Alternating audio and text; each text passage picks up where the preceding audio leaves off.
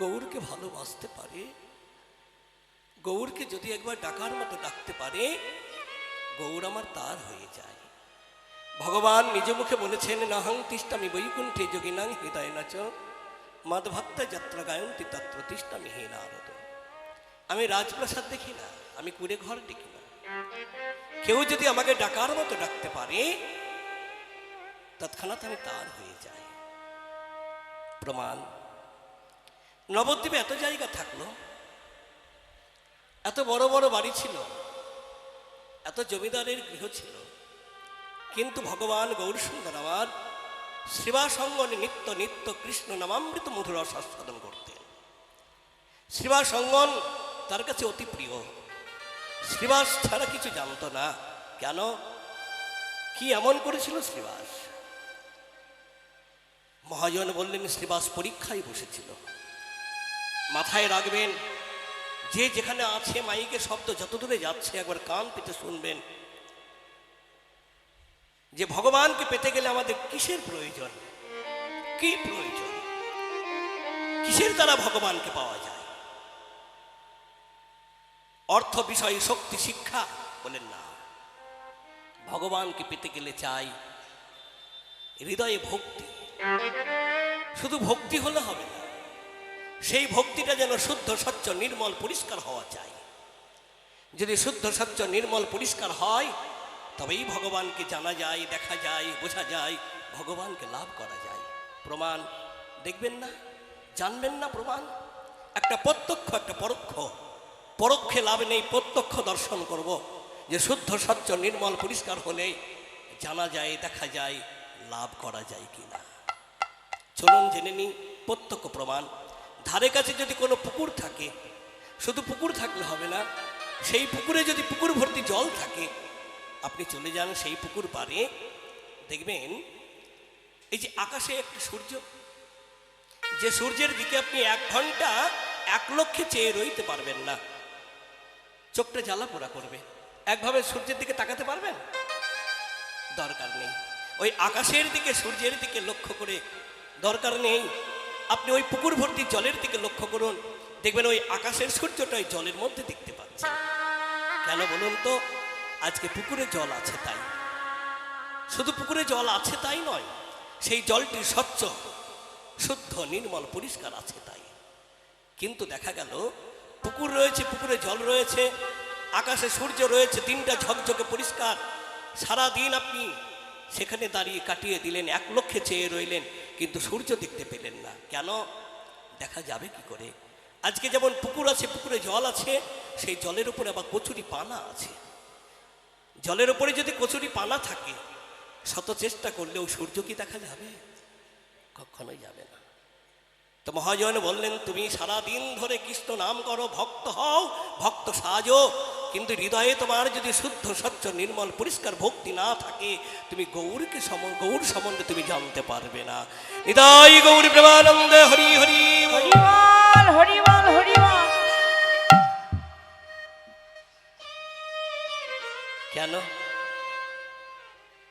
বলে ওই যে কচুরি পানা। কচুরি পানাটা কি? আমাদের হৃদয় পুকুরে ভক্তিরূপী বাড়ি, মানে জল, সেখানে আবার কচুরি পানা রয়েছে। কচুরি পানাটা কি? অহংকার। অর্থের অহংকার, রূপের অহংকার, জাতির অহংকার, শিক্ষার অহংকার। এ দ্বারা ভগবানকে লাভ করা যায় না। দুর্যোধনের কিসের অভাব ছিল? ছিল তার শক্তি, ছিল সৈন্য, ছিল অস্ত্র, কিন্তু তিনার কি জয় ঘোষণা হয়েছে? কেন হয়নি? দুর্যোধনের সব থাকতে পারে, অভাব ছিল শুধু ভক্তির। যে ভক্তির অভাবে কৃষ্ণকে হারালেন, তার পরাজয় ঘটল। আর জয় ঘোষণা হলো কার? পঞ্চ পাণ্ডবের। তাদের কিছু থাক বা না থাক, হৃদয় ভরা ভক্তি ছিল, শুদ্ধ স্বচ্ছ নির্মল পরিষ্কার ভক্তির গুণে আজ ভগবান তাদের, আর তাদেরই জয় ঘোষণা হয়ে গেল। জানেন, অহংকারে হারাতে হয়। অহংকার জিনিসটা ভালো নয়। অহংকার থেকে অপরাধ হয়, অপরাধ হয় অহংকার থেকে। আর অহংকার আসে কোথা থেকে? অর্থ, শক্তি, শিক্ষা, প্রাচুর্য, রূপ, যৌবন, জাতি, বিদ্যা, কুল, শীল, মান, এ থেকে হয় অহংকার, আর অহংকার জানলেই তার অহংকার জাগলেই তার অপরাধ, আর অপরাধ হলেই তাকে হারাতে হয়। জানেন, দুর্যোধন একদিন 56 ভোগের আয়োজন করলেন ভগবান কৃষ্ণকে সেবা দেবার জন্য। 56 ভোগের আয়োজন করে কৃষ্ণকে নিমন্ত্রণ করলেন। কৃষ্ণ এসেছে, 56 ভোগের আয়োজন করে কৃষ্ণের সামনে নামিয়ে দিলেন। ভগবান কৃষ্ণ সেবায় বসেছে। এমন সময় দুর্যোধন দুরাচারী অহংকারে মত্ত হয়ে বললেন, কৃষ্ণ ও বাসুদেব, এমতো ভাবে 56 ভোগের আয়োজন করে কেউ কোনোদিন তোমাকে সোনার থালায় খেতে দিয়েছে? কত বড় অহংকার দেখছেন। এমতো ভাবে 56 ভোগের আয়োজন করে কেউ কোনোদিন তোমাকে সোনার থালায় খেতে দিয়েছে? আর সেবা হলো না। দুর্যোধনের রাজগৃহে রাজভোগে ছেড়ে দিয়ে বিদুরের ঘরে গিয়ে ক্ষুদন্ন সেবা করলো। এই হলো সেই ভগবান। বললেন, আমি রাজপ্রাসাদ দেখি না, কুড়ে ঘর দেখি না, কেউ যদি আমাকে ডাকার মতো ডাকতে পারে আমি তার, আমি ভক্তের, ভক্ত ছাড়া আমি কিছু জানি না। তাহলে ভক্ত সাজতে সবার ইচ্ছে করে, কিন্তু ভক্ত সবাই হতে পারে না। হতে পারে না। ভক্ত সবার সাজতে ইচ্ছে করে। তিলকমালা চন্দন নিলে, বহির্ব্যাস নিলেই তো ভক্ত হওয়া যায়, মুখে কৃষ্ণ বললেই তো ভক্ত হওয়া যায়, কিন্তু ভক্ত হতে সবাই পারে না, পরীক্ষা দিতে হয়। ভগবান বললেন, যে করে মোরা সাকে তার করি সর্বনাশ, যদি না ছাড়ে চরণ পাশ তখন হই আমি দাসের দাস। সেই মতো হয়েও গেল।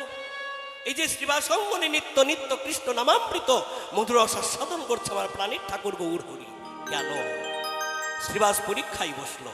পরীক্ষা হলে সবাই যায়, পরীক্ষায় সবাই বসে, কিন্তু সবাই পাস করতে পারে না। পারে কি? তো শ্রীবাস পরীক্ষায় বসলো, পরীক্ষায় পাশও করলো। কি হলো? শ্রীবাসের বাড়িতে একটি অঘটন ঘটে গেল। অঘটনটা কি জানেন? শ্রীবাসের একমাত্র পুত্র মারা গেল। শ্রীবাসের একমাত্র পুত্র যখন মারা গেল, মহাপ্রভু আসবার সময় হয়ে গেছে। এমতো সময় কত বড় পণ্ডিত, কত বড় ভক্ত দেখুন, তার একমাত্র মৃত পুত্র নিয়ে ঘরের কোণে মালিনীকে ডেকে বলছে, মালিনী এসো, মালিনী আমাদের একমাত্র পুত্র মারা গেল। মালিনী, আমি পিতা, আমার হৃদয়টা বড় কঠিন, আমি শক্ত, আমি ধৈর্য ধরলেও ধরতে পারবো, কিন্তু তুমি যে মা, তুমি তো পারবে না। যে মায়ের তার ছোট্ট ঘরে 10 মাস 10 দিন ধরে কত যন্ত্রণা কষ্ট সয়ে তার নিজ সন্তানকে আগলে রেখেছে, সেই সন্তান মাকে রেখে যদি মায়ের আগে চলে যায়, কোনো মা কখনো ধৈর্য ধরতে পারবে না। পারবে বলুন তো? যে মায়ে তার ছোট্ট ঘরে সন্তানকে কত যত্ন করে আগলে রেখেছিল, সেই সন্তান সেই মায়ের আগে যদি মাকে ছেড়ে চলে যায়, কোনো মা কখনো ধৈর্য ধরতে পারবে না। তো মালিনী, নারীর হৃদয় বড় কমল, আমি জানি তুমি ধৈর্য ধরতে পারবে না। তো মালিনী, এই মৃত পুত্র আমি তোমার কোলে তুলে দিলাম। তোমার কাছে আমার ছোট্ট একটা অনুরোধ, তুমি কাঁদবে, অবশ্যই কাঁদবে, সন্তানের জন্য তুমি কাঁদবে। সন্তান বিয়োগের যে কি জ্বালা যার হয়েছে এই জগতে সে ছাড়া কেউ জানে না। তো মালিনী, তোমার কাছে অনুরোধ আমার এটাই, তুমি এই সন্তানের জন্য যখন কাঁদবে, তুমি ঘরের কোণে বসে বসে মুখে কাপড় দিয়ে কাঁদবে। কেন এত বড় কথা বললেন কেন? মালিনী, গৌর আসবে, গৌর এসে যদি জানতে পারে আমাদের একমাত্র পুত্র মারা গেছে, আমার অঙ্গনে গৌর আর নাম গাইবে না, কীর্তন গাইবে না। যখন নাম গাইবে না, কীর্তন গাইবে না, ও মালিনী, আমার অঙ্গনে নাম থেমে যাবে। আর আমার অঙ্গনে যদি নাম থেমে যায়, আমরা যে নামের অপরাধী হব মালিনী।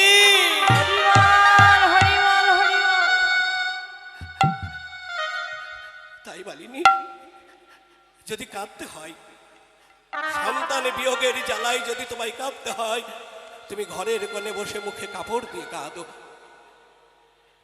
এই বলে মালিনীর কোলে মৃত পুত্র তুলে দিয়ে শ্রীবাস যেই না অঙ্গনে এলেন, দেখলেন মহাপ্রভু দাঁড়িয়ে আছে, পারিষদ ভক্ত শ্রীফল করতাল নিয়ে আমার মহাপ্রভু দাঁড়িয়ে আছে।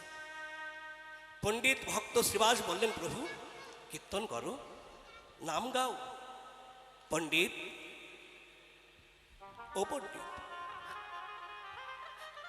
আজকে আমার মনটা বড় এত বিচলিত কেন?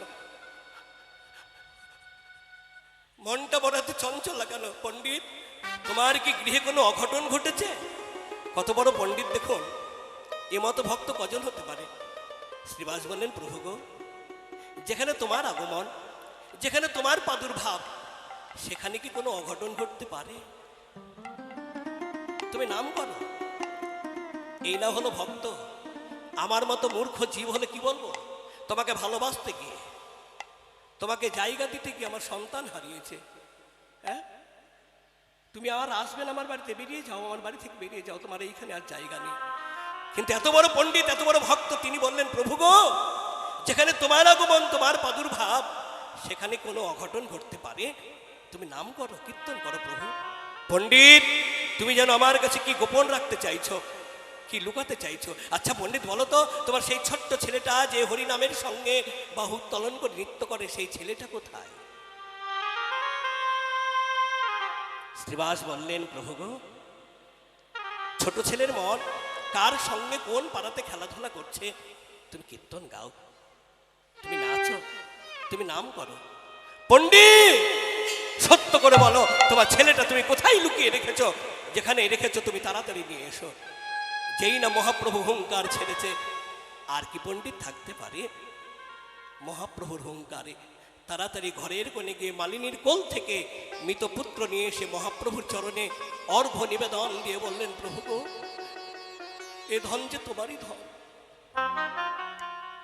এ তো আমার নয়। আমি মিছামিছি ভেবেছিলাম আমার ধন, তাই তো আমি আঁকড়ে ধরে আমার আমার করে কেঁদেছিলাম। কিন্তু এখন বিচার করে দেখলাম সে আমার নয়। সে যদি আমার হবে, তাহলে আমাকে ছেড়ে আমার আগে কেন চলে গেল? গেল যাবার সময় কেন বলে গেল না, বাবা ও পিতা, আমার যাবার সময় হয়ে গেছে, তুমি আমায় অনুমতি দাও, এখন আমায় যেতে হবে, আমার বাঁশি বেঁচে গেছে। ওই সে তো একবার বললো না, যাবার সময় কোনো আমায় একটিবার জানিয়ে গেল না। তাহলে পণ্ডিত, এ ধন আমার নয়। প্রভু, এ ধন আমার নয়, এ ধন তোমার, তোমারই ধন। তুমি দিয়েছিলে কদিনের জন্য, আমি আগলে রেখেছিলাম, সময় হয়েছে তুমি নিয়েছো। তাই প্রভু গো, তোমার চরণে আমি অর্ঘ্য দিলাম, তোমার ওই রাতুল চরণে আমার করজোরে কাতর প্রার্থনা, এই ধনকে তোমার চরণ স্ত্রীপদে একটু জায়গা দিও। এটাই হলো বাবার কর্তব্য। প্রভুর চরণে অর্ঘ্য দিয়ে পণ্ডিত হাউ হাউ করে কাঁদতে লাগলেন। দেখুন মহাপ্রভু ভক্তকে কতটা বড় ভালোবাসে। পণ্ডিত যেই না কেঁদে উঠলেন, ভক্তের নয়নে জল দেখে ভগবান থাকতে পারছে না, ভগবানও কাঁদছে। যেমন ভক্ত কাঁদছে, তেমন ভগবান কাঁদছে। কাঁদতে কাঁদতে মহাপ্রভু সেই মৃত পুত্রকে স্পর্শ করে বললেন, ওরে আর কতক্ষণ ঘুমাবি, ওঠ, দেখ তোর পিতা কাঁদছে। জীব শিক্ষা দেবার জন্য মৃতদেহ থেকে একটা শব্দ বেরোলো। শব্দটা কে? প্রভু, কে কাঁদছে? কেন? তোর পিতা। কে আমার পিতা? বলে পণ্ডিত শ্রীবাস। বলে পণ্ডিত আমার পিতা হতে যাবে কেন?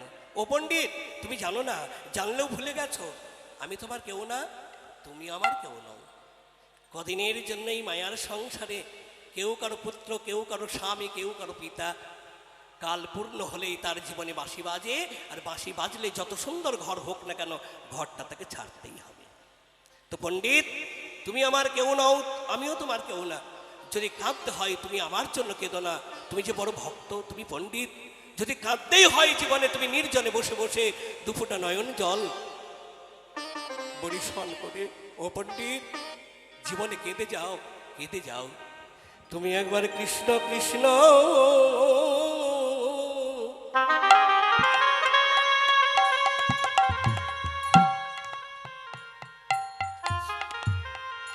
কৃষ্ণ বলি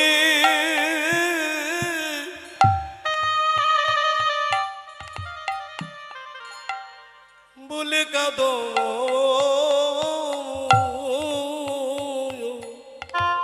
তুমি কৃষ্ণ কৃষ্ণ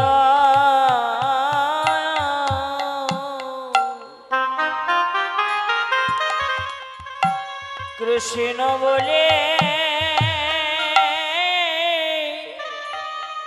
কা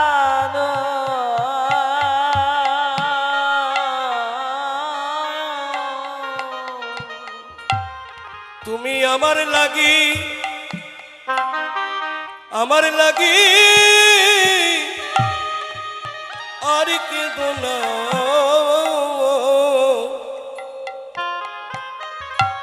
শুধু কৃষ্ণ কৃষ্ণ বলে বলে কাঁদো। তুমি আমার লাগি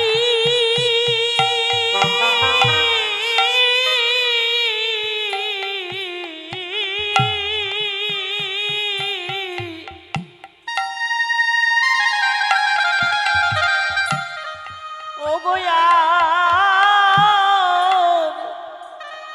আর কেন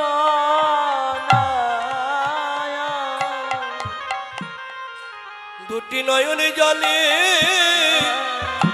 ভেসে ভেসে, ও গোয়া আমার লাগি আর কেন না দুটি নয়ন জলে ভেসে ভেসে, শুধু কৃষ্ণ কৃষ্ণ বলে কাঁদো। আমার লাগি আর কেন না, তুমি কৃষ্ণ কৃষ্ণ বলে কাঁদো। অগণির জলে বসে বসে, তুমি কৃষ্ণ কৃষ্ণ বলে কাঁদো। দুটি নয়ন জলে ভেসে ভেসে, তুমি আমার লাগি আর কেঁদো না। চির জলে বসে বসে, তুমি আমার লাগি আর কেঁদো না। চির জলে বসে বসে, তুমি আমার লাগি আর কেঁদো না। শুধু কৃষ্ণ কৃষ্ণ কৃষ্ণ বলে কাঁদো। হরে কৃষ্ণ। কত বড় শিক্ষা দেখুন, আমি তোমার কেউ না, তুমি আমার কেউ নাও, অতএব যদি কাঁদতেই হয় জীবনে কৃষ্ণ কৃষ্ণ বলে কাঁদো, কারণ কৃষ্ণ ছাড়া জীবনে কোনো গতি নাই। বিষয় শক্তি প্রাচুর্য শিক্ষা থাকতে পারে, এ দ্বারা তুমি মুক্তি পেতে পারো না। জীবনে একমাত্র কৃষ্ণ। আচ্ছা, এখানে আমরা জানবো কৃষ্ণ নামের মহিমা, গুণ, শক্তি, ক্ষমতা। কেন কৃষ্ণ নাম গাইব, কৃষ্ণ নাম কেন করব, কৃষ্ণ নাম করলে আমাদের লাভটা কি হবে। এই যে কয়দিন ধরে আমরা কৃষ্ণ নাম শুনছি, 3 দিন 3 রাত্রি হয়ে গেল ভুবন মঙ্গল মহামন্ত্র নাম হরে কৃষ্ণ কৃষ্ণ কৃষ্ণ হরে হরে, হরে রাম রাম রাম হরে হরে। তারপরে একদিন গৌরাঙ্গ লীলা, তারপরে কৃষ্ণ লীলা আমরা আস্বাদন করছি। এই যে আমরা এই রাতের পর রাত জেগে কৃষ্ণ নাম শুনছি, কৃষ্ণ নাম শোনার ফলাফলটা কি? কেন কৃষ্ণ নাম শুনবো? কি এমন আছে ওই কৃষ্ণ নামের মধ্যে? কৃষ্ণ নাম আমাদের করলে লাভটা কি হবে? মনে পড়ে যার নামে এই ভারতভূমি, ভারতবর্ষ যেখান থেকে এসেছে, জানতে গেলে অনেক দূরের কথা। পৃথিবীতে অনেকগুলো দেশ আছে, কিন্তু মাথায় রাখবেন পৃথিবীতে অনেকগুলো দেশ থাকতে পারে, তার মধ্যে সোনার দেশ হচ্ছে আমাদের ভারতবর্ষ। সুন্দর ভূমি হচ্ছে এই ভারতভূমি। প্রমাণ, পৃথিবীতে অনেকগুলো দেশ থাকতে পারে, কোনো দেশকে মা বলে কোনোদিন সম্বোধন করা হয়নি। হয়েছে? আমেরিকা মাতা বলা হয়, রাশিয়া মাতা বলা হয়, আফ্রিকা মাতা বলা হয়, নিউজিল্যান্ড মাতা বলা হয়। বলা হয় কি?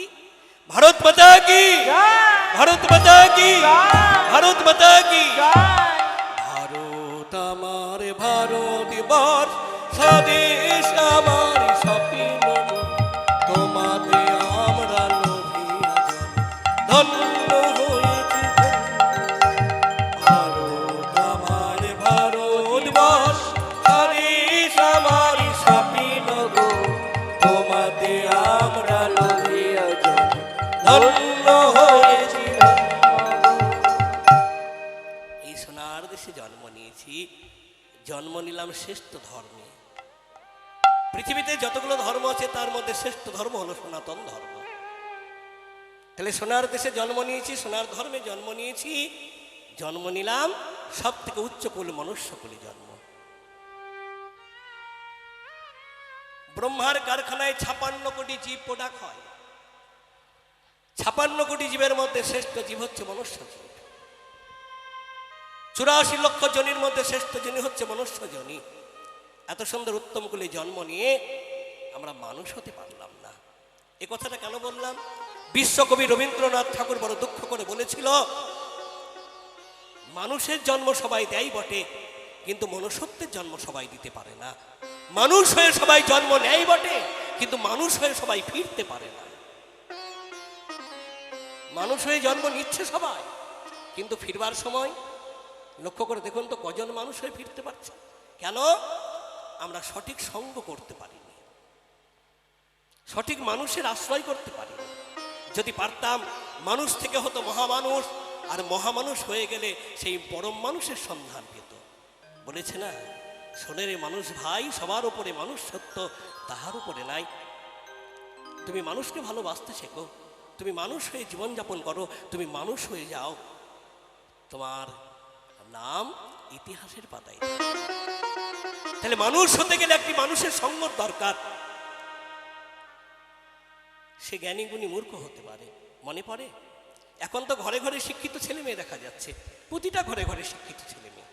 কিন্তু আজ থেকে 150 বছর আগে যিনি গ্র্যাজুয়েশন হলেন, যার নাম হলো স্বামী বিবেকানন্দ,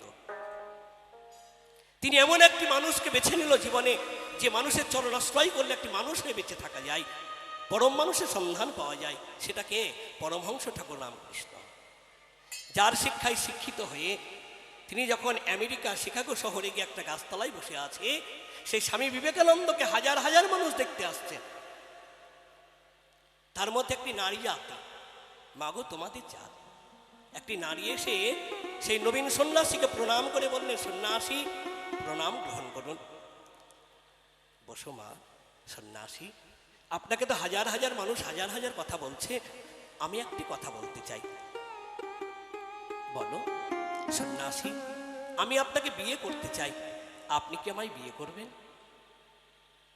স্বামী বিবেকানন্দ সেদিন বলেছিল, মাথায় রয়েছে আমার পাগড়ি, অঙ্গে রয়েছে গেরুয়া, আমি ব্রহ্মচর্য পালন করছি, আমি সন্ন্যাসী, আমি তো সংসার ধর্ম করব না, আমি তোমায় বিয়ে করতে পারবো না। মেয়েটি কাঁদতে কাঁদতে সেখান থেকে পালিয়ে গেলেন। স্বামী বিবেকানন্দ বিচার করে দেখলেন, আমি সন্ন্যাসী, একটি নারীর চোখে জল, এটা শোভা পাই না। কে গো নারী, তুমি এসো, এখানে এসো। আবার পুনরায় গিয়ে সন্ন্যাসীকে প্রণাম করলেন।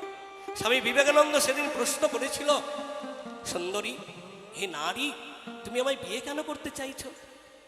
সেই মেয়েটি সেদিন বলেছিল, সন্ন্যাসী, আপনাকে যদি আমি নিজের মানুষ করে পাই, আমি নিজের করে যদি আপনাকে পাই, তাহলে আপনারও রসে আমার গর্ভে একটা সন্তান জন্ম নেবে, যে সন্তান রাস্তা দিয়ে হেঁটে গেলে আমি আঙুল তুলে জোর গলায় বুক ফুলিয়ে বলবো, আমি একটি বীর সন্তানের মা। আমি চোরের মা নই, আমি লম্পটের মা নই, আমি হলাম একটি বীর সন্তানের মা। সেদিন স্বামী বিবেকানন্দ বলেছিল, মা গো, তোমার আশা আমার মতো একটা সন্তান, আর আমারও বহুদিনের আশা তোমার মতো একটা মা। তো দুজনের যখন যোগ ঘটে গেছে, এসো, আজ থেকে আমি তোমার সন্তান।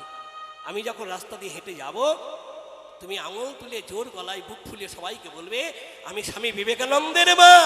হরিবল হরিবল হরিবল। সেদিন মেয়েটি স্বামী বিবেকানন্দের চরণে আছাড় খেয়ে পড়লেন। যে মেয়েটি স্বামী বিবেকানন্দের হাত ধরে এই ভারতের মাটিতে এসেছিল, ভারত মা তাকে করজোরে প্রণাম করে বলেছিল, মা গো, যার গর্ভে শস্য শ্যামলা, যার গর্ভে কত বীর সন্তানের জন্ম, বাদল বিনয়, দীনেশ ক্ষুদিরাম, নেতাজি সুভাষ বোস, যার গর্ভে কত মহাপুরুষের জন্ম, মা গো, তোমার চরণে আমি ঠাকাই মাথা। সেই মেয়েটিকে, সেই মেয়েটি হলো ভগ্নী নিবেদিতা। মনে পড়ে? তো বিশ্বকবি রবীন্দ্রনাথ ঠাকুর বড় দুঃখ করে বলেছিল, যে মানুষ হয়ে জন্ম সবাই নেয় বটে, কিন্তু মানুষ হয়ে সবাই ফিরতে পারে না। মানুষ হতে গেলে একটি মানুষের সঙ্গ দরকার। মানুষের চরণ আশ্রয় করে মহামানুষ হয়ে বেঁচে থাকো, তুমি।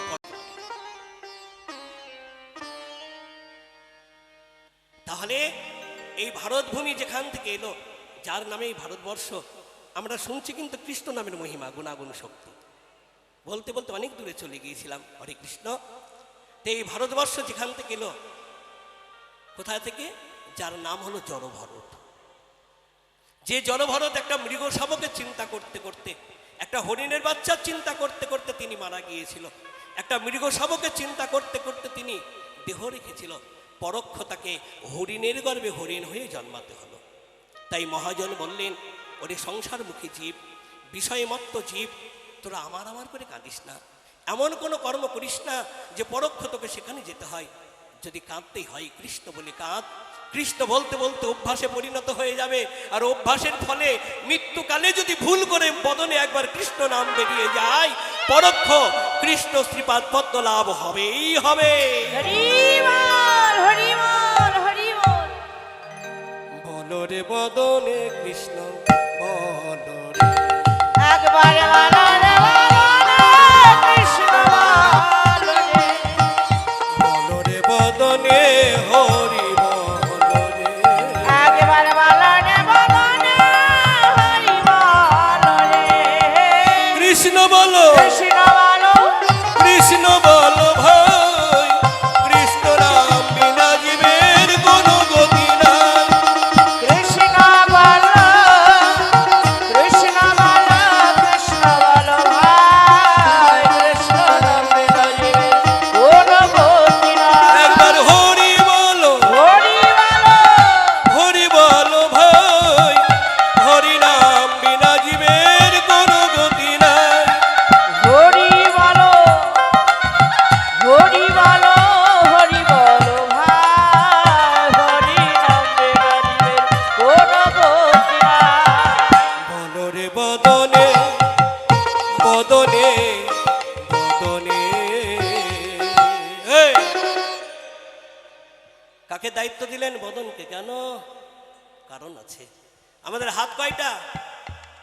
কয়টা হাত? দুটো। একটা অচল হলে আর একটা আছে। পা কয়টা? দুটো। সেটাও দুটো। একটা অচল হলে আর একটা আছে। কান কয়টা? সেটাও দুটো। একটা অচল হলে আর একটা আছে। চোখ কয়টা? দুটো। একটা অচল হলে আর একটা আছে। কিন্তু মুখ কয়টা? মুখ একটা। সেটা যদি অচল হয়ে যায়, নিতাই গৌর হরিবল, আর বলা হবে না। তাহলে বলবার মতো শক্তি পেয়েছো, উত্তম করে জন্ম পেয়েছো, কিন্তু তুমি বলছো না। তাহলে লসটা কার হচ্ছে? হ্যাঁ? মাথায় রাখবেন, এত সুন্দর বদন পেয়ে, বদনে বাক্য শক্তি পেয়ে যদি আমরা কৃষ্ণ নামামৃত মধুর রসটা আস্বাদন না করি, তাহলে আমাদের কি হবে? হরে কৃষ্ণ অমৃত পেয়ে আমরা গ্রহণ করলাম না। যে অমৃতের জন্য যুদ্ধ,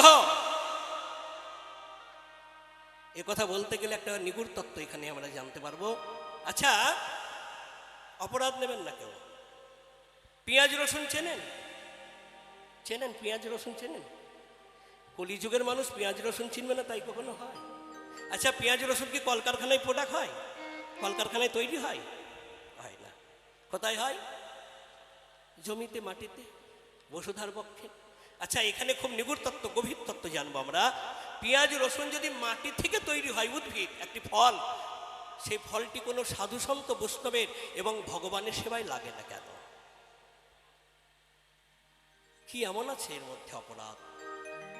কেন কোনো সাধু, কোনো বৈষ্ণবের, কোনো দেবদেবী ভগবানের সেবায় লাগে না? চলুন একটু এগিয়ে যাই।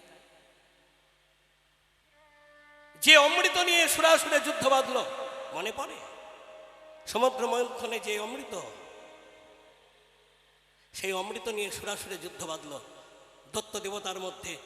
দেবতাদের পরাজিত করে দত্তগণ যখন সেই অমৃতের ভাণ্ড নিয়ে পালিয়ে গেল, দেবতারা সব ভগবানের কাছে গিয়ে করজোরে প্রার্থনা জানিয়ে বলেন, হে প্রভু, দত্ত সব শক্তির জোরে, ক্ষমতার জোরে আমাদেরকে পরাজিত করে অমৃতের ভাণ্ড নিয়ে চলে গেছে। এখানে খুব শিক্ষার বিষয়, কঠিন শিক্ষা লুকিয়ে আছে। কথাটা শুনুন ভালো করে কান পেতে।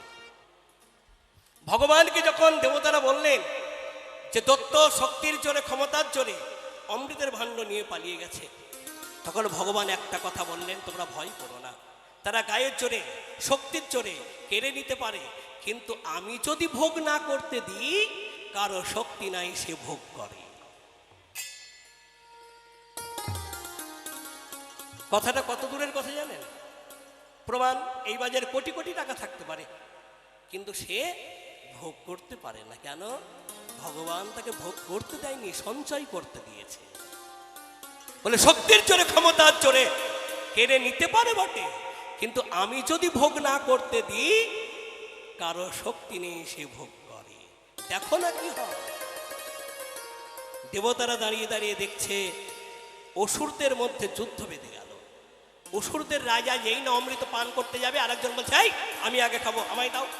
সে কেড়ে নিয়ে পালিয়ে যায়। আরেকজন বলছে আমি আগে নেব। এই করতে করতে তাদের মধ্যেই যুদ্ধ বেঁধে গেল। ভগবান সুযোগটা বেছে নিল, মোহিনী রূপ ধারণ করে তাদের সামনে এসে দাঁড়িয়ে গেল। আর অসুররা দেখবেন একটু নারী রূপে আকৃষ্ট হয়। যেই না প্রকৃতি নারী রূপ দর্শন করেছে, ওই মোহিনী রূপ দর্শন করে তারা রূপে মগ্ন হয়ে ভুলে গেছে। কে গো সুন্দরী রূপবতী, কে তুমি? তোমার রূপ দর্শন করে আমাদের মধ্যে যুদ্ধ থেমে গেল। অতএব এই অমৃতের ভাণ্ড আমরা তোমার হাতে তুলে দিতে চাই। তুমি সুন্দর করে আমাদের বন্টন করে দাও। সেদিন মোহিনী রূপধারী ভগবান বলেছিল, শুনেছি এই অমৃতের ভাগ দেবতাদেরও আছে। অতএব একদিকে দেবতা, একদিকে তোমরা সারিবদ্ধ হয়ে বসো, আমি সমান করে বন্টন করে দেব। বসে গেল। মোহিনী রূপ ধারণকারী ভগবান অমৃত বন্টন করছে। তো দেবতাদের থেকে আগে শুরু করেছে। ওই দত্তের মধ্যে সরভানু নাম দত্ত, তিনি মনে মনে জানতে পারলেন দেবতাদের দিতে দিতে যদি শেষ হয়ে যায় আমরা তো আর পাবো না। তাই ওই সরভানু নাম দত্ত করলেন কি, দেবতার রূপ ধারণ করে চন্দ্র সূর্যের মাঝখানে গিয়ে বসে গেল। মোহিনী রূপ ধারণকারী ভগবান অমৃত বন্টন করতে করতে ওই সরভানু দত্তকে দিয়ে দিয়েছে। আর সরভানু দত্ত নিয়ে যেই না পান করেছে, চন্দ্র সূর্য বললেন প্রভু এ কি করলে? সে দেবতা নয়, দত্ত ছলনা করে এসেছে। সঙ্গে সঙ্গে প্রভু নিজ রূপ ধারণ করে সুদর্শন চক্রকে স্মরণ করে তাকে ছেদন করে দিলেন, দ্বিখণ্ডিত করে দিলেন। একদিকে ধর, একদিকে মুন্ডু, হয়ে গেল রাহু আর কেতু। যেখান থেকে আমরা পাই চন্দ্র এবং সূর্য গ্রহণ। এই যে খণ্ডিত করে দিল, দ্বিখণ্ডিত, একদিকে ধর একদিকে মুন্ডু, সেই মাথা থেকে 2 ফুটা এই অমৃত মাটিতে পড়েছিল। আর সেই অমৃত থেকে সৃষ্টি হলো পেঁয়াজ আর রসুনের। যেহেতু অমৃত থেকে সৃষ্টি, যার জন্য পেঁয়াজ রসুনের একটা গুণাবলী আছে।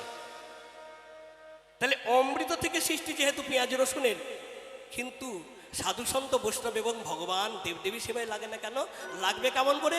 ওই যে অসুরের উচ্ছিষ্ট, ওই দত্তের এঠো, যার জন্য ওই পেঁয়াজ রসুন যদি কেউ খায় তাহলে তার মনে অসুর আসরিক ভাব জাগবে, দত্ত ভাব জাগবে, আমার কৃষ্ণ ভজন হতে তিনি বঞ্চিত হবে। নিতাই গৌর হরি হরি হরিবল হরিবল হরিবল। তাহলে জানা গেল যে বদন আমাদের একটা। তাহলে আগে পান করব কি? অমৃত। অমৃত মানে কৃষ্ণ নাম, অমৃত কৃষ্ণ কথা। হ্যাঁ, আর বিষ মানে পরনিন্দা পর চর্চা। যত করবেন তত ক্ষতি। সাবানের ধর্ম কি? সাবানের ধর্ম হচ্ছে অন্যকে পরিষ্কার করে নিজে ক্ষয় হয়, সাবানের ধর্ম। তা আপনি যত পরনিন্দা পরচর্চা করবেন, অন্যের পাপ ক্ষয় হবে, আর আপনার অন্য সে পরিষ্কার হয়ে যাবে, আর আপনার হরি হরি বল পুণ্য ক্ষয় হবে। তো মাথায় রাখবেন, যতটুকু সময় পাবো, যেখানে হোক, চলনে বলনে নিশি জাগরণে আমরা কৃষ্ণ নাম করব। কৃষ্ণ বিনে মোর জীবনে, কৃষ্ণ বিনে মোর জীবনে আছে বলো কি? কৃষ্ণ কৃষ্ণ কৃষ্ণ বলে নয়ন কেন কাঁদলি না রে? কৃষ্ণ কৃষ্ণ কৃষ্ণ বলে নয়ন কেন ভরিলি না রে? কৃষ্ণ বিনে মোর জীবনে, কৃষ্ণ বিনে মোর জীবনে আছে বলো কি? কৃষ্ণ কৃষ্ণ কৃষ্ণ বলে নয়ন গেল ঝরলি না রে?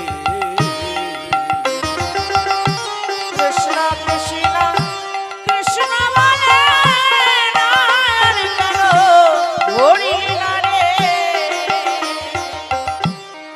সুখে তুই রইলি মেতে, কি সুখে তুই তুই রইলি মেতে, মায়ায় গড়া এ সংসারে।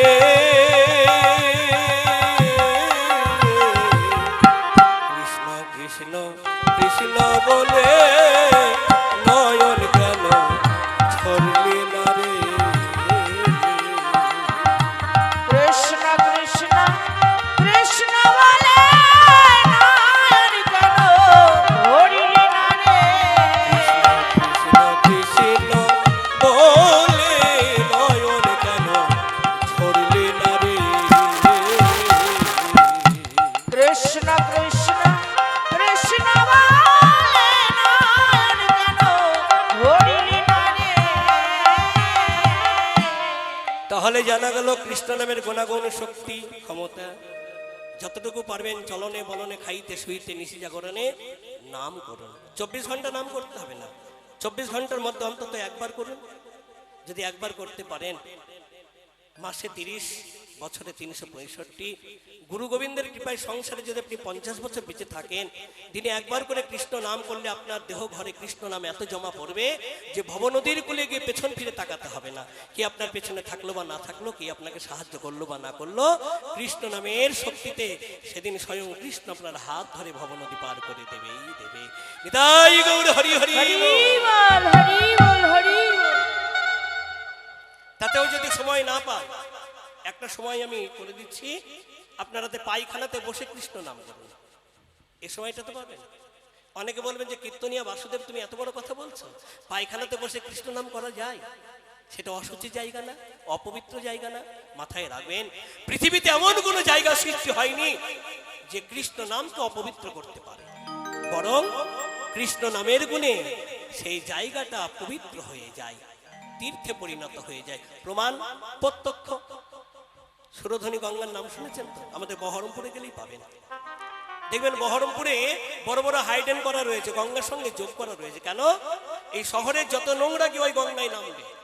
কিন্তু কোনোদিন কোনো খবরে, কোনো নিউজে, কোনো পেপারে পেয়েছেন যে এই শহরের নোংরাগুলো নেমে গঙ্গাকে অপবিত্র করতে পেরেছে? কোনোদিন নয়। বরং এই নোংরাগুলো ওই পবিত্র গঙ্গার স্পর্শ পেয়ে প্রভুর শ্রীপাদ পদ্ম লাভ করেছে। আমাদের যখন পূজা অর্চনা হয় তখন কি করি? গঙ্গায় স্নান করতে যাই, একটা পাত্র ডুবিয়ে জল নিয়ে আসি। তখন কি বেছে বেছে জলটা ভরি? সুরধনীর বক্ষে ডুবিয়ে দিলাম, জল নিয়ে চলে প্রভুর চরণে এসে নিবেদন করলাম। তাহলে আমরা এখানে প্রত্যক্ষ জানতে পারলাম, যতই অপবিত্র হোক না কেন, মূর্খ হোক না কেন, পতিত হোক না কেন, কেউ যদি নাম করবার মতো করতে পারে, ডাকার মতো ডাকতে পারে, তিনি প্রভু শ্রীপাদ পদ্ম লাভ করবেই করবে। হরি হরি বল, হরি বল। হরি বল হরি বল। আর কেউ যদি চালাকি করে, চালাকির চালাকি,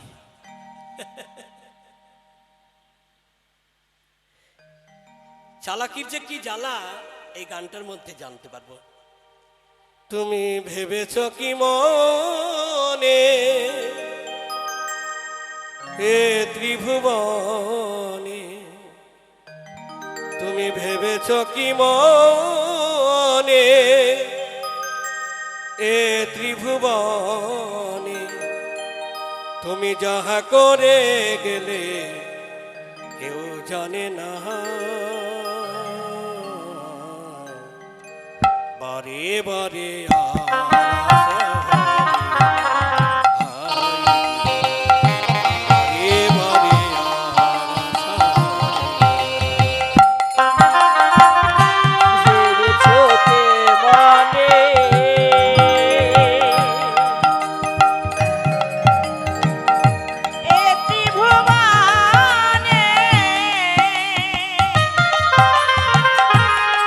তুমি ভেবেছ কি মনে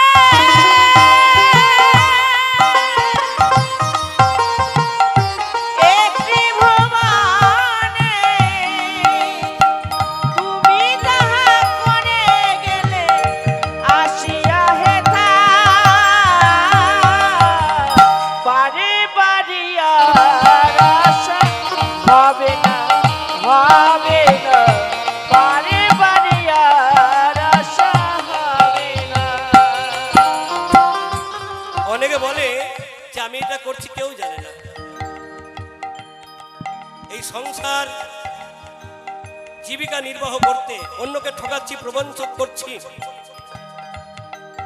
রাতের অন্ধকারে কত কুকর্ম করছি, কেউ জানে না। কিন্তু একজন ভেবেছ কি মনে এ ত্রিভুবনে, তুমি ভেবেছ কি মনে এ ত্রিভুবনে, তুমি যাহা করে গেলে কেউ জানে না।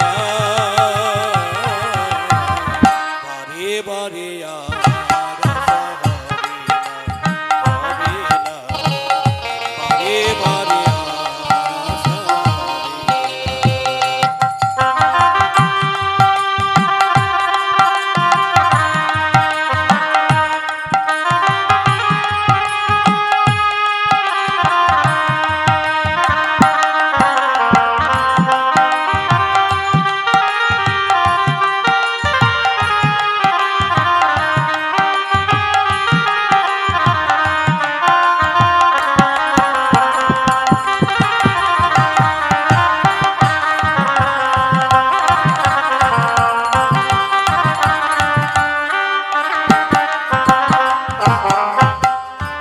তুমি যাহা করে গেলে আসিয়া হেথা, চিত্রগুপ্ত লিখিয়া ধরিল খাতায়।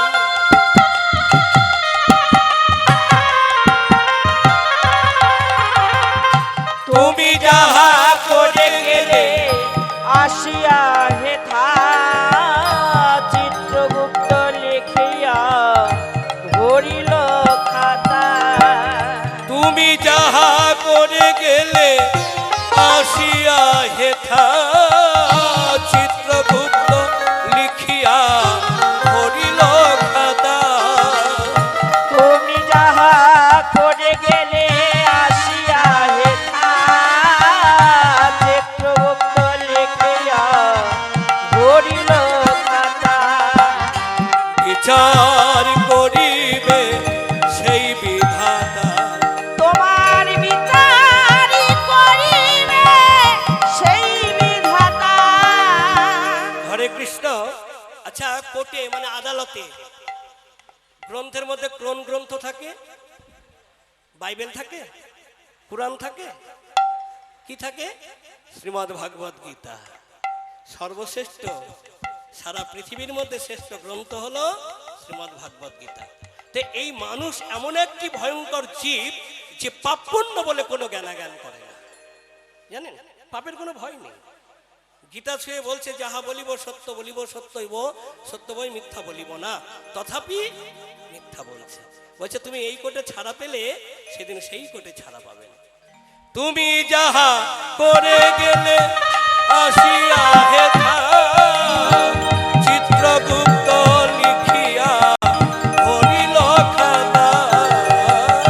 তুমি যাহা করে গেলে আসিয়া হেথা, চিত্রগুপ্ত লিখিয়া ধরিল খাতা। বিচার করিবে সেই বিধাতা, তোমার বিচার করিবে সেই বিধাতা। বিচার করিবে সেই বিধাতা। তোমার বিচার করিবে সেই বিধাতা। তাহার কাছে থাকি চুকি কিছুই চলে না, বারে বারে আর আশা হয় না, বারে বারে বারে বারে আর আশা হবে না।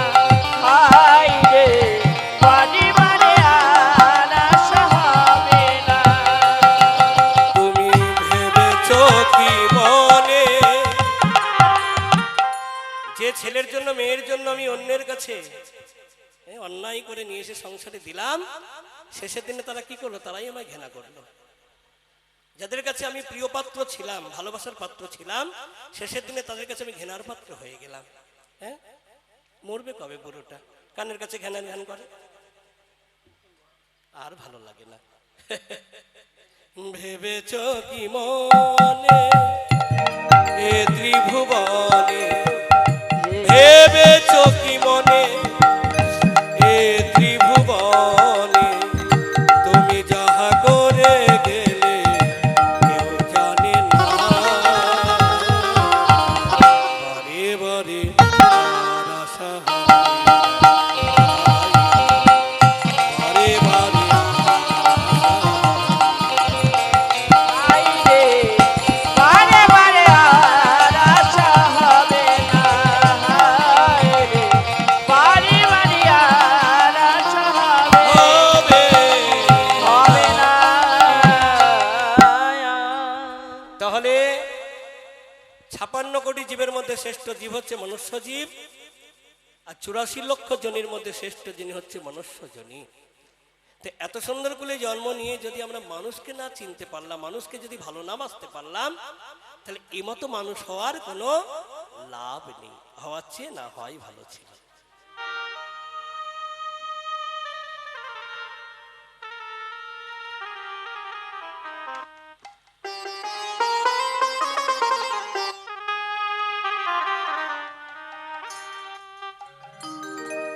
তাহলে আজকে মহাপ্রভু আজকে নবদ্বীপের ভাগ্যাকাশে মনুষ্য রূপে জন্ম নিল। কেন? সবাইকে মানুষের মতো মানুষ তৈরি করে সেই পরম মানুষের চরণে পৌঁছে দেবার জন্য।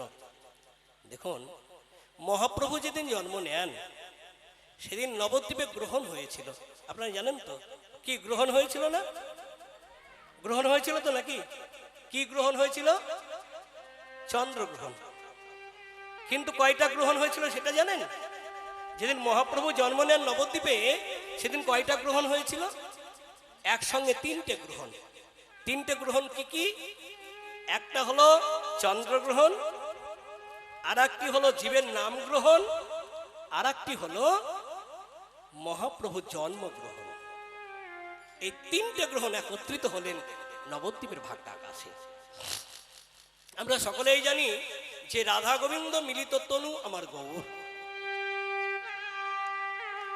গোবিন্দের গো রাধা রানীরা পূর্ণ চাঁদ, নিষ্কলঙ্ক চাঁদ। নবদ্বীপ সুধাকর আমার গৌর সুন্দর। কিন্তু দুটি তনু মিশ্রণ করে গৌর হয়েছে এটা জানি, কিন্তু এর নিগুড় তত্ত্ব যে আছে সেটা কি আমরা জানি? এটা জানতে গেলে গৌরের জন্মতিথি আমাদের জানতে হবে। গৌরের জন্মতিথি কবে গো? গৌর জন্ম নিয়েছিল সেই তিথিটা কোন তিথি? 25শে ডিসেম্বর, ফাল্গুন পূর্ণিমা তিথি, যাহাকে বলা হয় দোল পূর্ণিমা। ফাল্গুন মাসে শুক্লপক্ষে পূর্ণিমা তিথিতে আমার গৌর হরির আবির্ভাব। আপনারা সকলেই জানেন নিষ্কলঙ্ক 16 কলার চাঁদ আমার পূর্ণ চাঁদ গৌর সুন্দর। আকাশে যে একটা চাঁদ দেখতে পাই সেটা কিন্তু 16 কলা হলেও 16 কলা এখন নয়, এখন আমরা দেখতে পাই 15 কলা। হিসাব করে দেখে নেন, অমাবস্যার পরের দিন থেকে গুনতে শুরু করুন। প্রতিপদ, দ্বিতীয়া, তৃতীয়া, চতুর্থ, পঞ্চম, ষষ্ঠী, সপ্তম, অষ্টম, নবম, দশম, একাদশ, দ্বাদশ, ত্রয়োদশ, চতুর্দশ, পূর্ণিমা। তাহলে 16 কলার মধ্যে 15 কলা চাঁদ। আর এক কলা গেল কোথায়? ভোলানাথের শিরে। দেখবেন ভোলানাথের মাথায় 1 কলা চাঁদ। তাহলে 16 কলার মধ্যে 2 জায়গায় 1 কলা হলো ভোলানাথের শিরে আর 15 কলা আকাশে। কিন্তু আজকে অখণ্ডিত নিষ্কলঙ্ক পূর্ণ চাঁদ আমার গৌর সুন্দর, 16 কলাই পূর্ণ। কি করে জানবো? এটা জানতে গেলে আরো নিগুড় তত্ত্ব জানতে হবে যে ভগবান শ্রীকৃষ্ণের জন্মতিথি কবে? শ্রাবণ মাসে, ভাদর মাসে। কোন তিথিতে? কৃষ্ণপক্ষে অষ্টমী তিথি। ভগবান কৃষ্ণের ভাদর মাসে কৃষ্ণপক্ষে অষ্টমী তিথি মানে 8 কলা। এবার রাধারানী জন্মতিথি ভাদর মাসের শুক্লপক্ষে অষ্টমী তিথি, তারও 8 কলা। তাহলে গোবিন্দের 8 আর রাধারানীর 8, 8 8 যুক্ত করে কত হলো? এই 16 নিষ্কলঙ্ক অখণ্ডিত পূর্ণ চাঁদ আমার গৌর সুন্দর নবদ্বীপে এসেছে। এসেছে ব্রজের বাঁকা কালো সখা, দেখবি আমাদের সোনার নদিয়া। এসেছে ব্রজের বাঁকা কালো সখা, আমাদের সোনার নদিয়া। এসেছে ব্রজের বাঁকা কালো সখা, দেখবি আমাদের সোনার নদিয়া।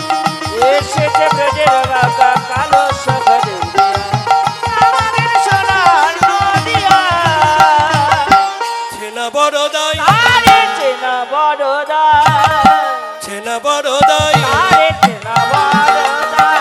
ভাবো তারে তো চেনা যাচ্ছে না, চিনবে কেমন করে?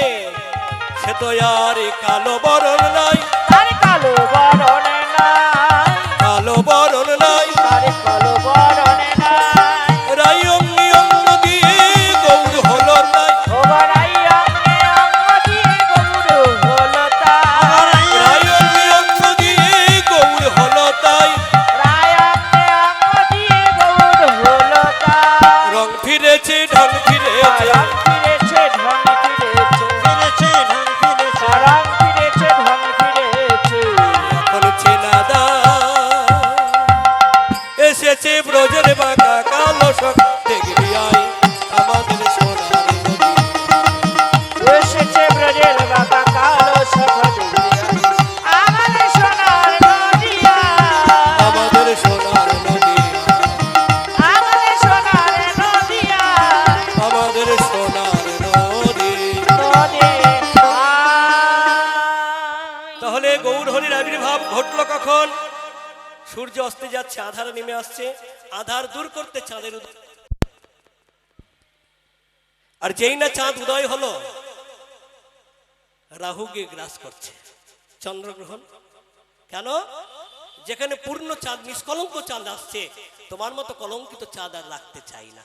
চন্দ্রগ্রহণ, যেই না চন্দ্রগ্রহণ শুরু হয়েছে, নদিয়ার মাটিতে জয়ধ্বনি আর উলুর ধ্বনি আর হরির ধ্বনিতে ভরে উঠল।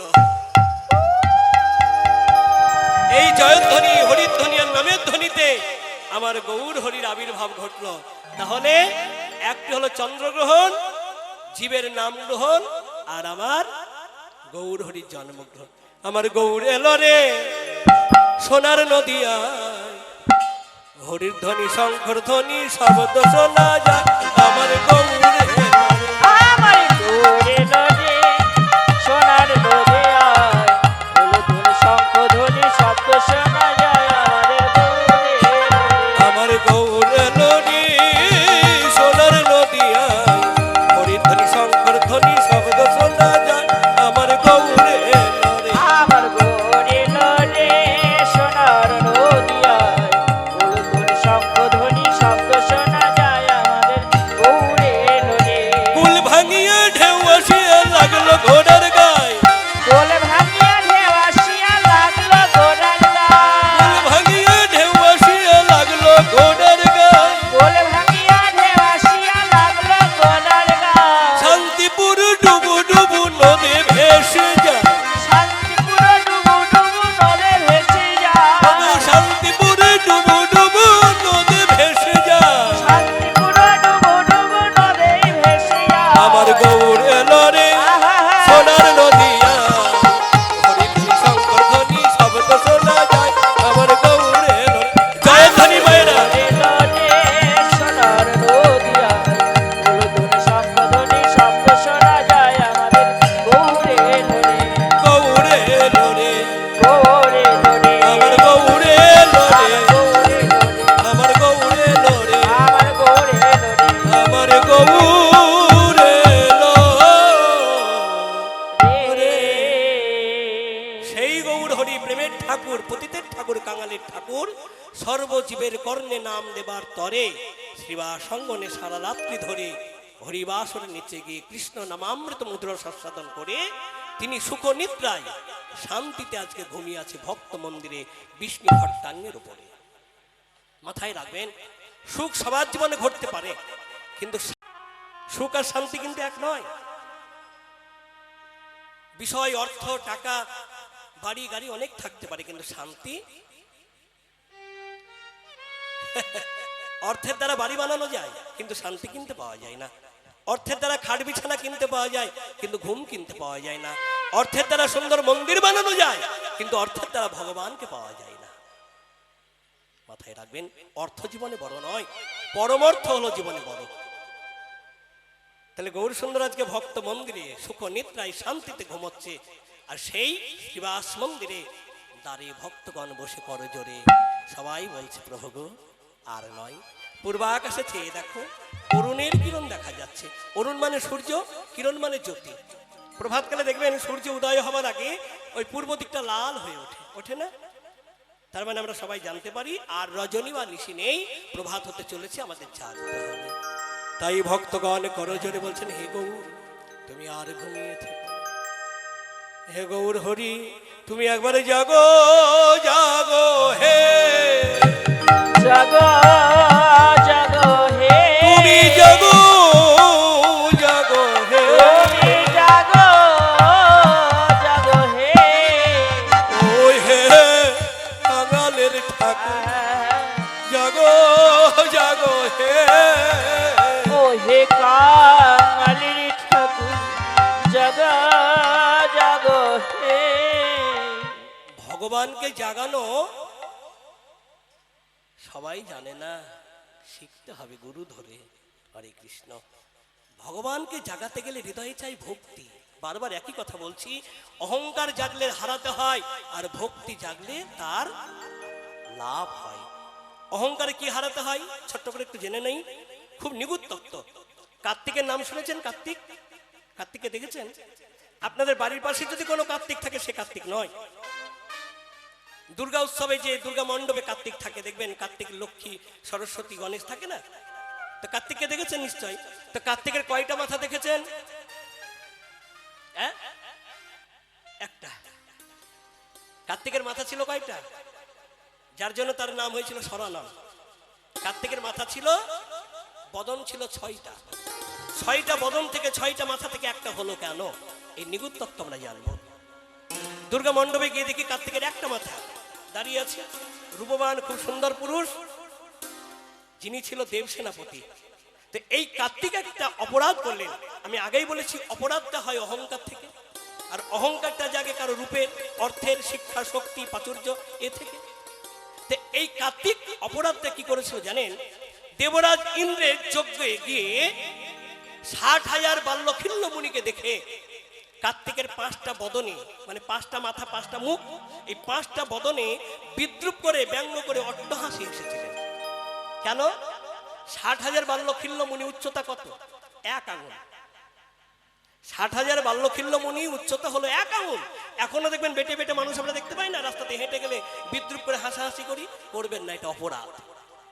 তো দেবরাজের ইন্দ্রের যজ্ঞে গিয়ে এই কার্তিক অপরাধটা করলেন।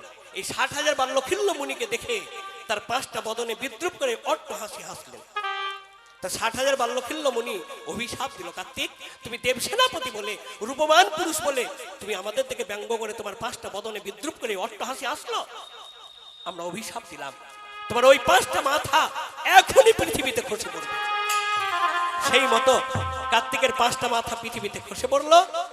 কার্তিক সেই 60,000 বাল্যখিল্য মুনির চরণে লুটিয়ে পড়ে কাতর প্রার্থনায় করজোরে বললেন, হে মুনিবর, তব চরণে আমি বড় অপরাধী, অন্যায় করেছি, অপরাধ করেছি, অহংকারে মত্ত হয়ে আমি বড় ভুল কর্ম, কুকর্ম করেছি, হে মুনিবর একটু ক্ষমা করুন। সাধু মুনি ঋষিদের প্রধান কাজ হলো ক্ষমা করা। ক্ষমা করলেন। এটাও বললেন, কার্তিক তুমি নিজের অন্যায় স্বীকার করে যেহেতু আমাদের চরণ ছুঁয়েছ, চরণ ধুলি যেহেতু মাথায় নিয়েছ, আমরা তোমায় আশীর্বাদ করলাম যে 5টা মাথা অপরাধে পৃথিবীতে খসে পড়েছে, আজ থেকে তোমায় আমরা কৃপা করলাম সেই 5টা মাথা থেকে পঞ্চপ্রদীপের সৃষ্টি হবে, যে পঞ্চপ্রদীপ ছাড়া কোনো দেব দেবী এবং ভগবানের আরতি হবে না। নিতাই গৌর হরি হরি। হরিবল হরিবল হরিবল। যে পঞ্চপ্রদীপ নিয়ে প্রভুর সামনে আরতি হয়, এই পঞ্চপ্রদীপের সৃষ্টি আমরা জেনে নিলাম কোথা থেকে? কার্তিকের 5টা মাথা থেকে পঞ্চপ্রদীপের সৃষ্টি। মাথায় রাখবেন, পাপ কখনো বাপকে ছাড়ে না, পাপ করলে সাজা পেতেই হবে। জানেন তো, দশরথ একটি অন্যায় করেছিল। অন্ধমুনির ছেলে সিন্ধুমুনিকে শব্দবেদী বাণ নিক্ষেপ করে তাকে প্রাণে হত্যা করেছিল। সিন্ধুমুনি কাঁদতে কাঁদতে বলেছিল, হে রাজন, আমার বড় দুঃখ এটাই, আমার পিতা আমার কাছে একটু জল চেয়েছিল, আমি মৃত্যুর আগের মুহূর্তে আমি পিতাকে একটু জল দান করতে পারলাম না। রাজা দশরথ বলেছিল, সিন্ধু তুমি কেঁদো না, জলটা আমি দেব। জলের পাত্র নিয়ে গিয়ে দশরথের সামনে গিয়ে, দশরথ যখন সেই অন্ধমণির সামনে গিয়ে দাঁড়ালো, কে? আমি রাজা দশরথ। কেন? জল নিয়ে এসেছি মুনিবর, আপনি গ্রহণ করুন। বলে আমি তো তোমার জল নেব না, আমার ছেলে আমার জন্য জল আনতে গেছে, পিপাসা নিবারণ করবার জন্য, নিবৃত্তি করবার জন্য আমার ছেলে জল আনতে গেছে, আমি তার হাতে পান করব।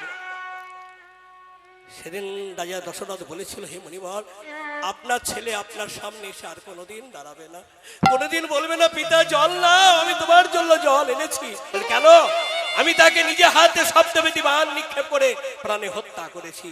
অন্ধমণি সেদিন বলেছিল, হে রাজন, আমি অভিশাপ দিলাম, পুত্র বিয়োগের কি জ্বালা তুমি জানতে পারবে।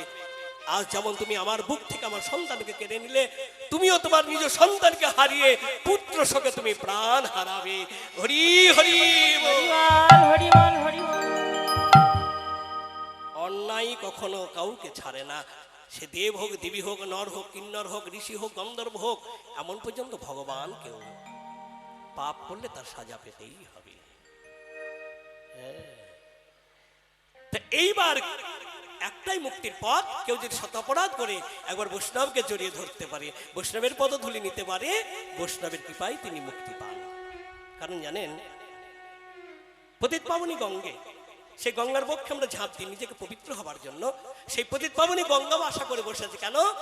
কোনো সাধু, কোনো বৈষ্ণব যদি আমাকে স্পর্শ করে আমি মুক্তি পাবো। এটা আমি বলছি না, শ্রীমদ্ ভাগবত বলছে, বৈষ্ণবের পদধূলি যদি পরে গঙ্গার জলে, পরে গঙ্গার জলে, গঙ্গা পবিত্র হয়, এই কথা ভাগবতে বলে। ভাগবতে বলে, বৈষ্ণবের পদধূলি যদি লাগে পাপীর গায়ে, লাগে পাপীর গায়ে, পুষ্পরথে চড়ি পাপী বৈকুণ্ঠেতে যায়। বৈকুণ্ঠেতে যায়। হরি বল, হরি বল, হরি বল। তাহলে এখানে জানা গেল, অপরাধ করলে তাকে হারাতে হয়, আর ভক্তিতে লাভ করা যায়। তাই আজ শিবাস মন্দিরে দ্বারে সব করো জোরে বললেন, গৌরী জাগো জাগো হে, জাগো জাগো হে, তুমি আর ঘুমায়ে থেকো না গো, জাগো জাগো হে, তুমি আর ঘুমায়ে থেকো না গো, জাগো জাগো হে, তুমি আর ঘুমায়ে থেকো না, জাগো জাগো হে, তুমি আর ঘুমায়ে থেকো না, আমার প্রতিদি পাবন গৌর সুন্দর। আর ঘুমায়ে থেকো না গো, হরি হরি বল। আর ঘুমায়ে থেকো না গো, আর ঘুমায়ে থেকো না গো, আর ঘুমায়ে থেকো না গো, জাগো জাগো হে। হে গৌর সুন্দর ছে দেখো পুরব গনে হের,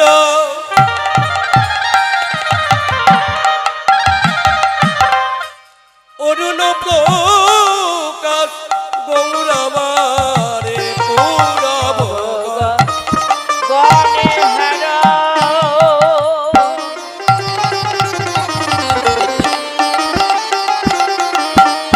অরুণ প্রকাশ গো, কুমুদিনীতে জল মধুকর পাশ, আর কুমুদিনীতে জল মধুকর পাশ, ময়ূরের কে করব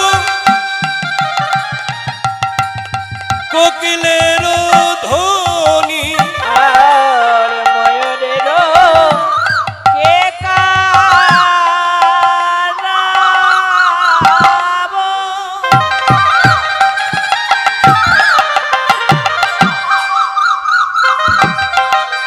কোকিলের ধ্বনি, কত সুখে নিদ্রা যাও আমার গৌর গুণমণি, আর কত সুখে নিদ্রা যাও গৌরে গণমণি, তুমি জেগে জগৎ জাগায়ে দাও, তুমি জেগে জগৎ জাগায়ে দাও, সব মায়া ঘুমে ঘুমিয়ে আছে। এই, কি বলছে? জেগে জগৎ জাগিয়ে দাও, সব মায়া ঘুমে ঘুমিয়ে আছে। দেখুন, এই বিষয়মাত্র জীব, সংসারমুখী জীব, মায়া অন্ধে অন্ধে, মায়া অন্ধে অন্ধ হয়ে সব বিষয়ের বালিশে মাথা দিয়ে অকাতরে ঘুমোচ্ছে। কারণ সদা সর্বদাই আমার আমার করে কাঁদছে। বাড়ি আমার, গাড়ি আমার, পুত্র আমার, কন্যা আমার, জামাতা আমার, আত্মীয় আমার, স্বজন আমার, পরিবার আমার, পরিজন আমার। কখনো ভাবছে না, নির্জনে বসে একটিবার নিজেকে প্রশ্ন করছে না, বাড়ি, গাড়ি, পুত্র, কন্যা, আত্মীয় স্বজন সবই তো আমার, কিন্তু আমি কার? হ্যাঁ গো, এই বাড়ির মানুষ যে আমাকে এত আদর, এত কদর, এত ভালোবাসছে, এটা কতদিনের জন্য? সেটা তো জানতে চাইছি না। এই বাড়িতে আমার আদর, কদর, সোহাগ, ভালোবাসা কতদিনের জন্য জানেন? যতদিন এই বাড়িতে একজন আছে, যতদিন এই বাড়ির মানুষটা আছে, ততদিন আমার আদর আছে, কদর আছে, সোহাগ আছে, ভালোবাসা আছে। যেদিন এই বাড়ির মানুষটা এই বাড়িটা ছেড়ে চলে যাবে, সেদিন তুমি যত ধনবান, ধনবতী, রূপবান, রূপবতী হও না কেন, সেদিন তোমার ওই বাড়িতে আর জায়গা হবে না। কত আমরা মূর্খ দেখুন। এই আমার আমার করে কাঁদছি, সব থেকে বড় কথা, অহংকারে মত্ত হয়ে রাস্তাঘাটে, হাটে, বাজারে, চায়ের দোকানে বলছি, এই পাড়ার মধ্যে সব থেকে উঁচু বাড়ি, ওই বাড়িটা হলো আমার বাড়ি। ওই বাড়িটা আমার, অনেক টাকা খরচ হয়েছে, লক্ষ লক্ষ টাকা খরচ করে বাড়িটা তৈরি করেছি। কিন্তু কখনো ভাবছি না, যে বাড়িটা নিয়ে আমি এত অহংকার করছি, ওই বাড়িতে আমি থাকলে বাড়িটা অপবিত্র হবে, সেটা কখনো ভাবছি না। যে বাড়িটা নিয়ে এত অহংকার আমার,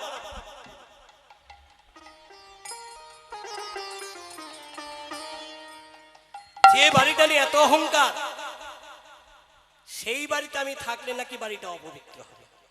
কেউ ভেবেছে? তাড়াতাড়ি বিদায় কর। বডিটা ছুঁতে ভয় করবে, যে বডিটা নিয়ে এত আদর, কদর, সোহাগ, ভালোবাসা, জড়াজড়ি, মাখামাখি, সেই বডিটা ছুঁতে ভয় করছে। যদি ভূত হয়ে ঘাটটা মটকে দেয়, ভাবুন তো। তাহলে যে বাড়িটা নিয়ে এত অহংকার করছি, সেই বাড়িটা আমার জীবনে কতদিনের জন্য? ভেবে দেখ মনে কেউ কারো না, মিছে ভ্রম ভ্রমণ্ডলে।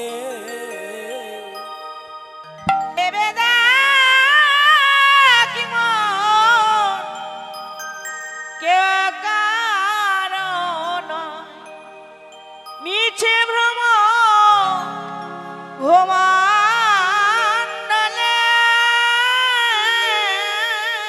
ভেবে দেখ মনে কেউ কারো নাই, মিছে ভ্রম ভ্রমণ্ডলে। ভেবে দেখ মন কেউ কারো নয়, মিছে ভ্রম ভ্রমণ্ডলে। হলো না দক্ষিণা কালী, মত্ত হয়ে মায়ার জালে। বলো না দক্ষিণা কালী, পথ হয়ে মায়ার জলে। ভেবে দেখি মন, ভেবে দেখি মন, ভেবে দেখ মন কেউ কারো মিছে ভ্রম মণ্ডলে। ভেবে দেখ মন কেউ কারো নয়, মিছে ভ্রম ভ্রমণ্ডলে। যার লাগি তুই মরিলি ভেবে, সে কি রে তোর সঙ্গে যাবে? যার লাগে তুই মরিলি ভেবে, সে কি রে তোর সামনে যাবে? যার লাগি তুই মরিস ভেবে। বাজারে গিয়ে একটা রসগোল্লা খেতে গেছেন, ছেলের মুখটা ভেসে উঠেছে, পারেননি, এসে ছেলের মুখে তুলে দিয়েছেন। সেই ছেলেই আপনাকে দেখে ঘৃণা করছে। মাথায় রাখবেন, এই সংসার এমন একটি ধর্ম, যত যাকে ভালোবাসবেন তার কাছে আপনি ততটাই ঘৃণার পাত্র হয়ে দাঁড়াবেন। কিন্তু সেই ভালোবাসা যদি আপনি গোবিন্দর সঙ্গে করতে পারেন, শেষের দিনে কখনো গোবিন্দ আপনাকে ঘৃণা করবে না। আপনি বিছানায় রোগাগ্রস্ত হয়ে পড়ে আছেন, ছেলে মেয়ে আপনাকে ঘৃণা করছে, খাবার দিতে হবে তাই দিচ্ছে নাকে কাপড় দিয়ে, মানে দুর্গন্ধ হয়ে গেছে তো। কিন্তু সেই অবস্থায় যদি আপনি গোবিন্দকে ডাকার মতো ডাকতে পারেন, আপনাকে ঘৃণা না করে হাত বাড়িয়ে আপনাকে সেখান থেকে তুলে নিয়ে যাবেই যাবে। আবার সব থেকে বড় কথা, যে সংসারের জন্য আপনি একটা রাত্রি কোথাও কাটাতে পারেননি, যদিও কাটিয়েছেন, এসে কৈফিয়ত দিতে হয়েছে। কোথায় ছিলে, কার বাড়িতে ছিলে, কেন ছিলে, কি করছিলে, অনেক কৈফিয়ত। কিন্তু যখন এই খাঁচা থেকে প্রাণটা উড়ে গেল, এই সুন্দর বাড়ি থেকে বাড়ির মানুষটা চলে গেল, সেদিন কই তো বলছে না, হ্যাঁ গো তুমি কোথায় থাকবে, কার বাড়িতে থাকবে, কার কাছে থাকবে, কে তোমায় দেখাশোনা করবে, কে তোমায় বারবার ডেকে খেতে দেবে, বলে কি? বরং করে কি জানেন, যে জায়গাটা আপনি পড়েছিলেন ওই বডিটা তুলে নিয়ে যাওয়ার সাথে সাথে যাকে সব থেকে ভালোবাসতেন সে কি করছে, সেই প্রিয়সী দেবে ছড়া অমঙ্গল হবে বলে। সেই প্রিয়সী দেবে ছড়া অমঙ্গল হবে বলে। ভেবে দেখি বোন, ভেবে দেখি বোন, কেউ কারো মিছে ভ্রমণ্ডলে। ভেবে দেখুন কেউ কারো নিচে ভ্রমণ্ডলে।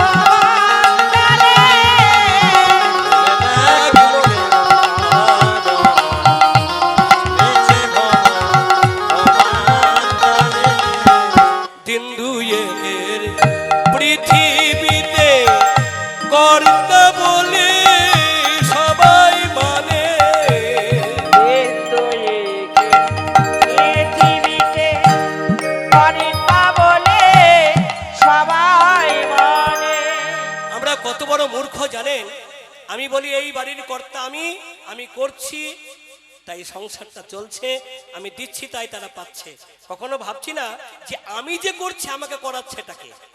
প্রমাণ প্রত্যক্ষ, এতগুলো যে ফ্যানের কানেকশন, লাইটের কানেকশন রয়েছে এখানে, ফ্যান বাতাস দিচ্ছে, লাইট আলো দিচ্ছে, কিন্তু তাদেরকে শক্তি তো একজন যোগাচ্ছে।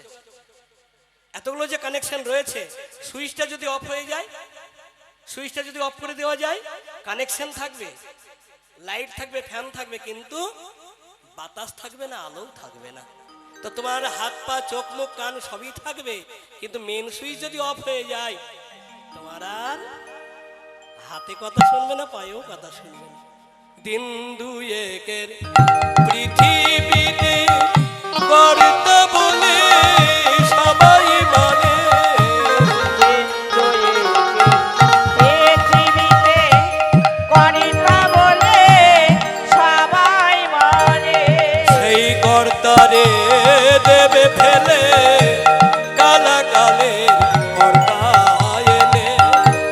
সেই কর্তারে দেবে ফেলে কালা কলের কর্তা এলে। মাথায় রাখবেন, কে যে কখন চলে যাবেন কারো জানা নেই। তার প্রমাণ দেখলেন তো, এই যে কয়দিন আগে বিমান দুর্ঘটনা, 12/6/2025 সালে যেটা ঘটে গেল, কেউ কখনো ভেবেছিল? যারা নিজে নিচে বসে খাচ্ছিল তারা কি বিমানের টিকিট করেছিল? করে নাই। যারা বিমানে যাচ্ছিল তারা কি ভেবেছিল যে একসঙ্গে আমরা এতজন একসঙ্গে মরব? ভাবতে পারেন? মরণ যে কার কপালে কখন আছে সেটা কেউ জানে না। কে কবে মরিবে কারো নাই খোঁজানা, কারণই কো জানা। জীবনের এক মুহূর্ত ব্যর্থ কাটাবে। ব্যর্থ কাটাবে। নাম করো খাইতে শুইতে, নাম করো নাম করো সার। নাম বিনা কলি জীবের গতি নাই। গতি নাহি।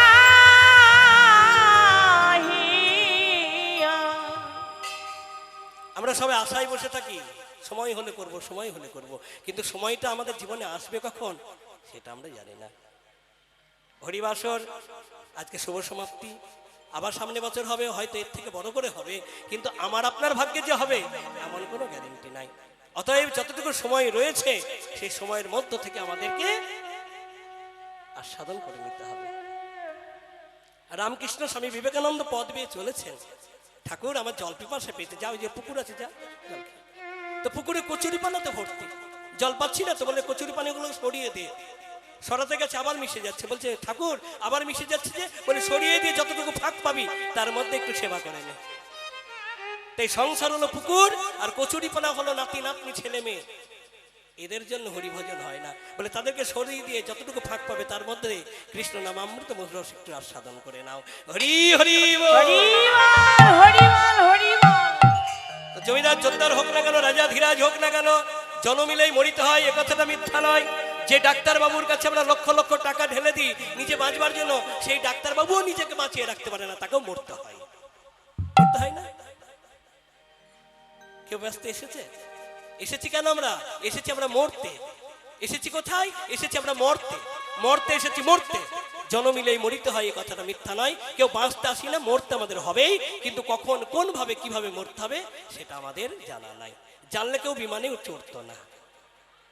হ্যাঁ, সেই কর্তারে দেবে ফেলে কালা কালের পর্দায় রে। সেই কর্তারে দেবে ফেলে কালা কালের পর্দায় রে। ভেবে দেখি মন, ভেবে দেখি মন, ভেবে দেখ মন, কেউ কারো নিচে ভ্রম মণ্ডলে। ভেবে দেখুন কেউ কারো নিচে ভ্রম ভবাঙ্গনে। ভেবে দেখি মন, ভেবে দেখি মন, ভেবে দেখি মন। কেউ কারো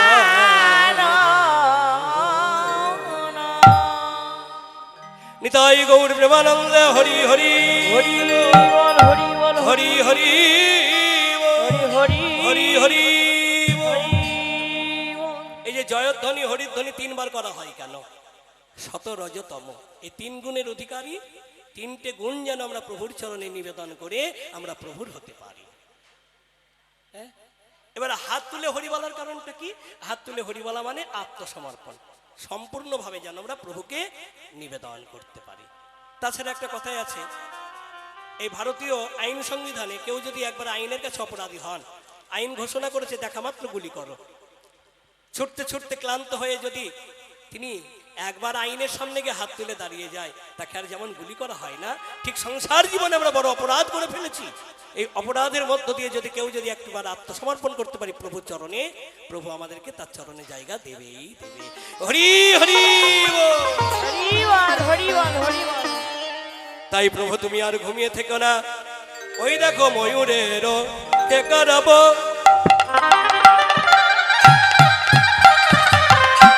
কোকিলেরও ধ্বনি গো, ময়ূরেরও কে কারাব কোকিলের ধ্বনি গো। কত সুখে নিদ্রা যাও আমার গৌর গুণমণি। আর কত সুখে নিদ্রা যাও তোর গুণমণি।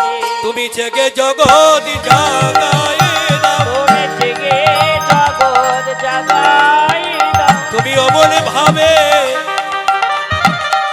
আর ঘুমায়ো না, জেগে জগৎ জাগাইলা। আমার ভাবে আর ঘুমায় না, ও হে আমার প্রাণের গৌর, তুমি আমার ভাবে আর ঘুমায় ও গো ও হে আমার পতিতের গৌর, তুমি আমার ভাবে আর ঘুমায়। তুমি জেগে জগৎ জাগাইলা। আমার ভাবে আর ঘুমায় না, জেগে নগর জাগায় না আমার ভাবে আর ঘুমায় না, জেগে জগৎ জাগাইলা। তাহলে গৌর আজকে ঘুমিয়ে আছে কোথায়? ভগবান ঘুমিয়ে আছে ভক্ত মন্দিরে বিষ্ণু খট্টাঙ্গের উপরে। সারা রাত্রি ধরে নাম করেছে তো, পরিশ্রমে পরিক্লান্তে প্রভু আমার ক্লান্ত হয়ে গেছে, বাড়ি যান নাই, ভক্ত মন্দিরে ঘুমিয়ে আছে। প্রভাত হয়ে গেছে, ভক্তগণ বলেন গৌর তুমি জাগো, না জাগলে আজকে জগতের জীব নাম পাবে কি করে? তুমি তো প্রতিজ্ঞা করে এসেছো, পৃথিবীতে আছে যত নগরাদি গ্রাম সর্বত্র প্রচারিবে মধুর কৃষ্ণ নাম। তুমি কাউকে ছাড়বে না, সবার কাছে নাম দেওয়ার জন্য দুটি তনু মিশ্রণ করে আজকে তুমি গৌর হয়েছে। এখানে একটু নিগূঢ়ত্ব আস্বাদন করবো, দিয়ে গৌরচন্দ্র আমরা সমাপ্ত করবো, কেমন? দুটি তনু এক হলেন, রাধা গোবিন্দ মিশ্রণ করে গোবিন্দের গো রাধারানীরা যুক্ত করে হলো গোরা।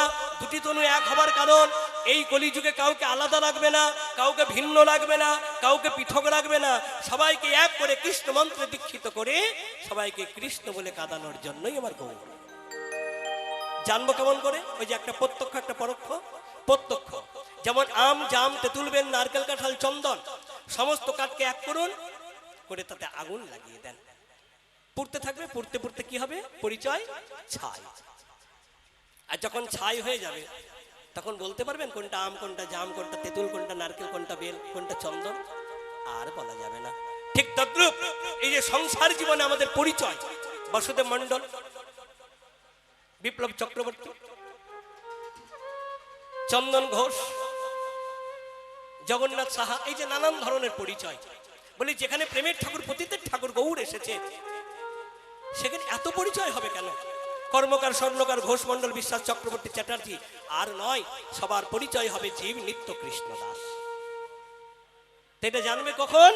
বলে কোন ভাগ্যবান ভাগ্যবতী যদি গুরুচরণ আশ্রিত করে এই দেহ কাষ্টে একবার কৃষ্ণ প্রেমের আগুন লাগাতে পারে, কৃষ্ণ প্রেম বিরহণ হলে যদি পড়তে পারে, কৃষ্ণ বলে কাঁদতে কাঁদতে কাঁদতে কাঁদতে জীব তখন জানতে পারবে আমার পরিচয় কর্মকার, স্বর্ণকার, ঘোষ, মণ্ডল, বিশ্বাস নয়, আমার প্রকৃত পরিচয় হচ্ছে জীব নিত্য কৃষ্ণ দাস। হরি বল, হরি বল, হরি বল। তাই এই কলিযুগে কাউকে আলাদা বা ভিন্ন রাখবার জন্য নয়, সবাইকে এক করে কৃষ্ণ বলে কাঁদানোর জন্যই আমার গৌর এসেছে। শ্রী রাধা রমণ রমণী মন মোহন শ্রী রাধা রমণ রমণী মন মোহন বৃন্দাবন বন দেবা। শ্রী রাধা রমণ রমণী মন মোহন বৃন্দাবন বন দেবা। শ্রী রাধা রমণ রমণী মন মোহন বৃন্দাবন বন দেবা। অভিনব রাস রসিক বন নাগর, নাগরী গান কৃত সেবা, নাগরী গান কৃত সেবা। শ্রী রাধা রমণ রমণী মন মোহন বৃন্দাবন বন দেবা। শ্রী রাধা রমণ রমণী মন মোহন বৃন্দাবন বন দেবা। শ্রী রাধা রমণ রমণী মন মোহন বৃন্দাবন বন দেবা। ব্রজপতি দম্পতি হৃদয়ানন্দ, নন্দন নব ঘন শ্যাম, নন্দীশ্বর পুর পুর টপটম্বর, নন্দীশ্বর পুর পুর টপটম্বর, রামানুজ ঘন শ্যাম, রামানুজ ঘন শ্যাম। শ্রী রাধা রমণ রমণী মন মোহন বৃন্দাবন বন দেবা। শ্রী রাধা রমণ রমণী মন মোহন বৃন্দাবন বন দেবা। শ্রী রাধা রমণ রমণী মন মোহন বৃন্দাবন বন দেবা। শ্রী রাধা রমণ রমণী মন মোহন বৃন্দাবন বন দেবা। ভক্তগণ মন্দিরের দ্বারে গৌর গৌর বলতে বলতে এই গৌরের নামের মধ্য দিয়ে তাদের নয়নে প্রেমধারা বর্ষণ হয়েছে। নামের কত গুণ দেখছেন? নাম করতে করতে জল চলে এলো। অনেকে বলবেন নাম করলে কি জল আসে? অবশ্যই আসে, নামের গুণ আছে, নাম করলেই জল আসে। আসবে কিনা দেখবেন। আমি বাসুদেব মণ্ডল বলছি, এই হরি বাসনে দাঁড়িয়ে বলছি, এখনই আপনাদের জল চলে আসবে। নামের গুণ আছে কিনা দেখুন। তেঁতুল খেয়েছেন কেউ? তেঁতুল, তেঁতুল চেনেন? তেঁতুল কেমন বলুন তো? খেতে খুব তেতো না? তেঁতুল, তেঁতুল তেতো, তেঁতুলের ধর্ম তেতো না? টক। তেঁতুল খুব টক। ওরে বাবা, এই তেঁতুলের নাম 10 বার, 15 বার, 20 বার করুন। তেঁতুল তেঁতুল তেঁতুল তেঁতুল বলতে থাকুন। তেঁতুল আপনি খাচ্ছেন না, তেঁতুল আপনার কাছে নাই। তেঁতুলের নাম করলে যেমন জিহ্বাগ্রে জল চলে আসে, ঠিক তদ্রূপ ভগবান যতদূরই থাক না কেন, কোন ভক্ত যদি একবার ডাকার মতো ডাকতে পারে, নাম করবার মতো করতে পারে, তার নয়নে প্রেমধারা বর্ষণ হবেই হবে। নিতাই গৌর হরি হরি। হরিবল হরিবল হরিবল। দেখছেন নামের গুণ। এই গৌর বলতে বলতে গৌর বলতে বলতে তাদের নয়নে প্রেমধারা বর্ষণ হলো। এইবার যেই না ভক্তের নয়নে জলে আরামোরা দিয়ে জাগলো, যেই না জেগেছে, ভক্তগণ বলেন গদাধর আর বিলম্ব নয়, তাড়াতাড়ি যাও। গদাধর এসেছে আমার রাধারানীর শক্তি, তিনি গদাধর রূপে আমার গৌরীর সেবা করতে। ছুটে গেলেন, গিয়ে গৌরের চোখে সুবাসিত বাড়ি বানিয়ে গঙ্গার জল দিয়ে দিলেন, বদনখানা সুন্দর করে ধুয়ে দিলেন, শুভ্র বসন দিয়ে মুছিয়ে দিলেন। গৌর সুস্থ হলো। ভক্তগণ বললেন, হে প্রভু, যার জন্য এসেছো, যে কারণে এসেছো, জীবের কর্ণে নাম দেওয়ার জন্য, জীবকে মুক্তি করবার জন্য, চলো একবার জীবের কর্ণে নাম তুলে দাও। শ্রীবাস অঙ্গন হতে মহাপ্রভু আমার করলেন কি শ্রীখল করতাল নিয়ে, পারিষদ ভক্ত বর্গ নিয়ে দুটি বাহু উত্তোলন করে উচ্চ স্বরে বলতে বলতে চলেছে, ভজ শ্রী কৃষ্ণ কহ শ্রী কৃষ্ণ লহ শ্রী কৃষ্ণের নাম রে। ভজ শ্রী কৃষ্ণ কহো শ্রী কৃষ্ণ লহ শ্রী কৃষ্ণের নাম রে। ভজ শ্রী কৃষ্ণ কহ শ্রী কৃষ্ণ লহ শ্রী কৃষ্ণের নাম রে। ভজ শ্রী কৃষ্ণ কহো শ্রী কৃষ্ণ লহ শ্রী কৃষ্ণের নাম রে। যে জন শ্রী কৃষ্ণ ভাজে সে হয় আমার প্রাণ রে। যে জন শ্রী কৃষ্ণ ভজে সে হয় আমার প্রাণ ও গো, যে জন শ্রী কৃষ্ণ ভাজে সে হয় আমার প্রাণ রে। ও ভজে জান শ্রীকৃষ্ণ ভজে সে হায় আমার প্রাণ রে। প্রভাতে শ্রীকৃষ্ণ নাম পূর্ণ হবে মনস্কার। প্রভাতে শ্রীকৃষ্ণ নামে পূর্ণ হবে মনস্কার। প্রভাতে শ্রীকৃষ্ণ নাম পূর্ণ হবে মনস্কার। প্রভাতে শ্রীকৃষ্ণ নামে পূর্ণ হবে মনস্কার। একবারে জাগিয়া লহ শ্রীকৃষ্ণের নাম রে। এবার জাগিয়া লহ শ্রীকৃষ্ণের নাম রে। ভজ শ্রীকৃষ্ণ লহ শ্রীকৃষ্ণ লহ শ্রীকৃষ্ণের নাম। ও গৌর, দাঁড়াও দাঁড়াও, কি বললে জানো? ভজ কৃষ্ণ, তারপরে কহ কৃষ্ণ, তারপরে লহ কৃষ্ণ বলবো না কেন? হে গৌর, আমরা জানি তুমি অন্য কেউ নও, সেই রাধা গোবিন্দ মিলিত তনু আমার প্রেমের ঠাকুর শ্রী গৌরাঙ্গ। তুমি ধরা দেবে না, তুমি চেনা দেবে না, আমরা জানতে পেরেছি, চিনতে পেরেছি তুমি আর কেউ নও। তাহলে তোমরা বলবে কি? আমরা কি বলবো জানো? যে জীবনে গৌরকে জায়গা দিয়েছি, যে আসনে গৌরকে বসিয়েছি, সেখানে আর অন্য কেউ নয়। একজনকে ডাকলে যদি দুজনকে পাওয়া যায়, একজনের সেবা দিলে যদি দুজনের সেবা হয়ে যায়, তাহলে গৌর আমরা কি বলবো জানো? ভজ গৌরাঙ্গ অহ গৌরাঙ্গ হরি অহ বল। গৌরাঙ্গের নাম রে। ভজ গৌরঙ্গ কহো গৌরঙ্গ কহো গৌরাঙ্গে নামে। ভজ গৌরাঙ্গ অহ গৌরাঙ্গ। আচ্ছা, হরে কৃষ্ণ গৌরকে ভালোবাসতে গেলে কি করতে হবে?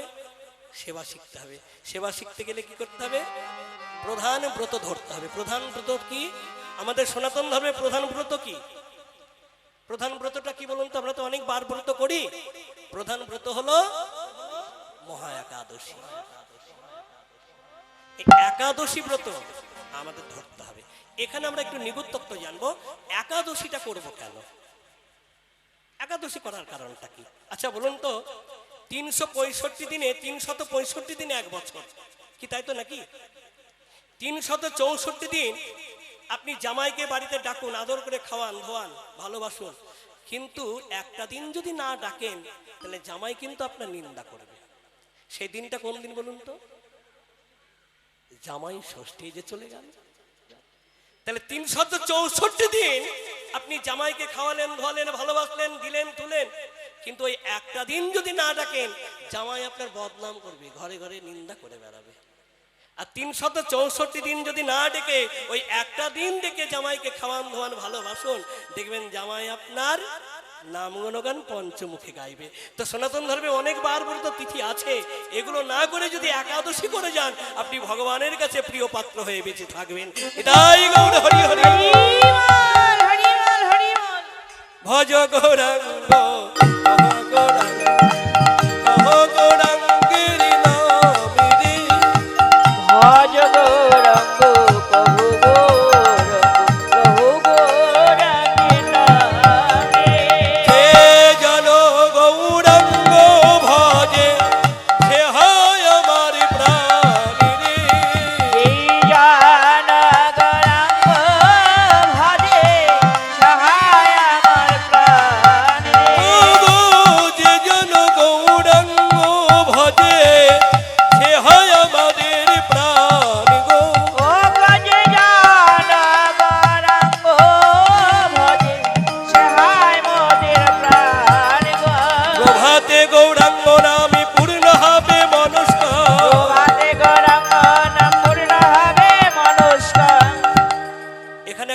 বিষয়, বড় শিক্ষার বিষয়। প্রভাতে গৌরাঙ্গ নাম বললেন, প্রথমেই শুরু করে দাও, সকালেই প্রভুর নাম করো।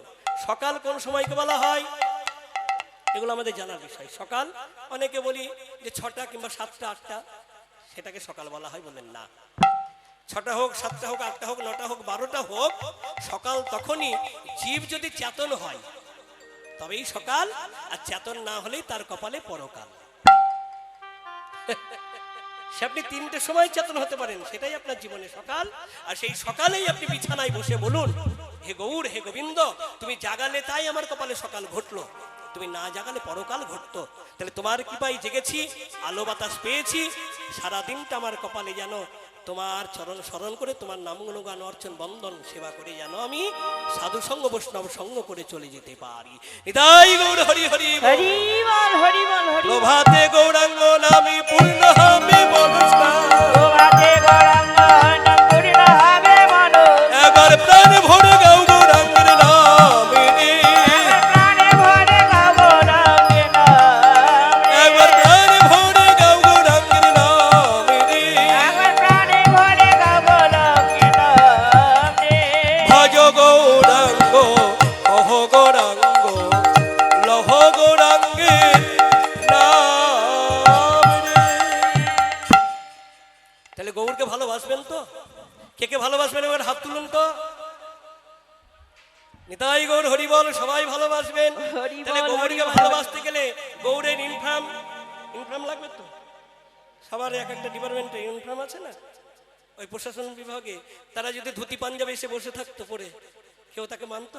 হরে কৃষ্ণ, ইনফ্রাম সবার প্রয়োজন। তাহলে গৌরকে ভালোবাসতে গেলে কিসের প্রয়োজন?